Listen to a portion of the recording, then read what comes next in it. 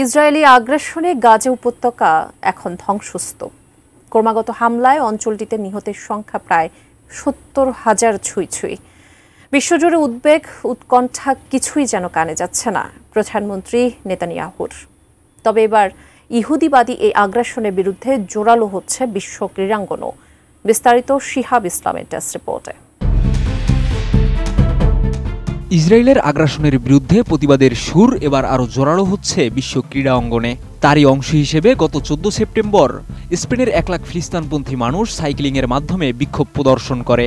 কিন্তু ভুয়েল্টা সাইক্লিং ট্যুরের চূড়ান্ত ধাপে পুলিশের বাধার কারণে সংঘর্ষের ঘটনা ঘটে, যা আন্তর্জাতিক ক্রীড়া অঙ্গনে এক নতুন বিতর্কের জন্ম দিয়েছে।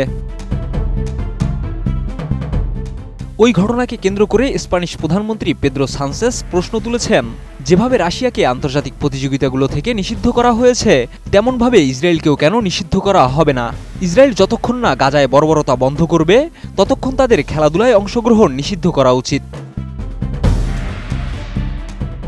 এরপর ইউরোপের ৩টি দেশ ইউরোভিশন সং কন্টেস্টে ইসরায়েলের অংশগ্রহণ বাতিলের হুমকি দিয়েছে। তবে সানচেজের মতো অন্যান্য বিশ্ব নেতারা এখনও এ বিষয়ে কোনো অবস্থান গ্রহণ করেননি।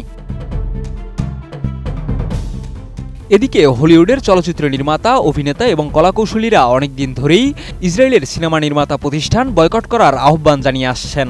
যদিও আন্তর্জাতিক অলিম্পিক কমিটি এবং ফিফা ইসরায়েলকে কেন নিষিদ্ধ করা হবে না তা নিয়ে কিছু ব্যাখ্যা প্রদান করেছে, কিন্তু তা অধিকাংশ মানুষের কাছেই সন্তোষজনক হয়নি। নোভা এলইডি টিভি, ঝকঝকে ছবি, নিখুঁত শব্দ, ৫ বছরের ওয়ারেন্টি। নোভা মানে সঠিক মান, নিশ্চিত সেবা। আইওসির তরফ থেকে বলা হয়েছে, রাশিয়া যেমন পশ্চিম ইউক্রেনের কিছু অংশ দখল করেছে, ইসরায়েল তেমন কিছু করেনি। ইউরোপিয়ান সকার ফেডারেশনও ইসরায়েলের সঙ্গে খেলায় কোনো আপত্তি জানায়নি। অন্যদিকে ফিলিস্তিন সকার অ্যাসোসিয়েশন দাবি করেছে, ইসরায়েলের হামলায় প্রায় ৬০০ এর বেশি অ্যাথলেট নিহত হয়েছে এবং তারা ইসরায়েলকে নিষিদ্ধ করার আহ্বান জানিয়েছে। তবে ফিফার পক্ষ থেকে এখনও কোনো প্রতিক্রিয়া জানানো হয়নি। এছাড়া ৬ নভেম্বর ইউরোপা লিগের মাকাবি তেল আবিব ও অ্যাস্টন ভিলার ম্যাচটি উয়েফাকে বাতিল করার অনুরোধ করেছেন ব্রিটিশ সংসদ সদস্যরা, কিন্তু এখনও ইউরোপীয় ক্রীড়া সংস্থাগুলোর পক্ষ থেকে কোনো সিদ্ধান্ত আসেনি।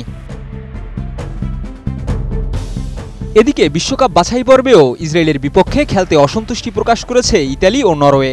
এছাড়া আয়ারল্যান্ড বাস্কেটবলের প্রধান নির্বাহী জন ফিয়ানো গত মাসে ইসরায়েলের বিপক্ষে খেলার বিরুদ্ধে অবস্থান নিয়েছেন। তবে ম্যাচটি বয়কট করলে আইরিশ দলটি শাস্তির মুখোমুখি হতে পারে, এমন আশঙ্কায় ম্যাচটি খেলতে বাধ্য হতে পারে তারা। এছাড়া ইউরোপীয় ফুটবল স্টেডিয়ামগুলোতে এবং টেনিস কোর্টে ফিলিস্তিনের পক্ষে প্রতিবাদের ঢেউ দেখা যাচ্ছে। চ্যাম্পিয়ন্স লিগের ফাইনালে পিএসজি সমর্থকরা গাজায় গণহত্যা বন্ধ করো ব্যানার প্রদর্শন করেছিলেন। এমনকি গত আগস্টে পিএসজি ও টটেনহামের সুপার কাপের ম্যাচের আগে শিশু হত্যা বন্ধ করো লেখা ব্যানারও মাঠে দেখা যায়। গত সপ্তাহে কানাডায় অনুষ্ঠিত ডেভিস কাপের ম্যাচে এক ইসরায়েলি প্রতিযোগী ছিলেন, যেখানে ক্রীড়াবিদদের পক্ষ থেকে টেনিস কানাডাকে ম্যাচ বাতিলের আহ্বান জানানো হয়েছিল। তবে নিরাপত্তার কারণে ম্যাচটি দর্শকবিহীনভাবে অনুষ্ঠিত হয়। শিহাব ইসলাম, এটিএন নিউজ।